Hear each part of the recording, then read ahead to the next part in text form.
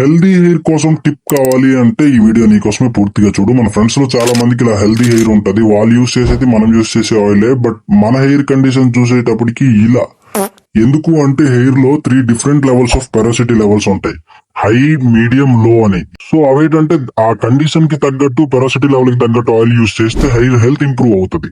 ఇది ఎలా టెస్ట్ చేయాలి అంటే ఫస్ట్ ఒక గ్లాసుడు వాటర్ తీసుకొని ఆ గ్లాసుడు వాటర్ లో హెయిర్ ని వేస్తే ఒక 10 to 15 మినిట్స్ వదిలేశాక అది ఫ్లోట్ అవుతుందా, మీడియం లో ఉందా, మునిగిపోయిందా చూడు. ఫ్లోట్ అయితే లో పెరోసిటీ, మీడియం లో ఉంటే మీడియం పెరోసిటీ, ఒకవేళ మునిగిపోతుంది అంటే అది హై పెరోసిటీ. ఈ కండిషన్స్ కి తగ్గట్టు డిఫరెంట్ కండిషన్ కి డిఫరెంట్ ఆయిల్స్ ఉంటాయి. సో ఎలా అంటే లోకి జోజోబా, ఆల్మండ్, అవకాడో, ఆర్గన్.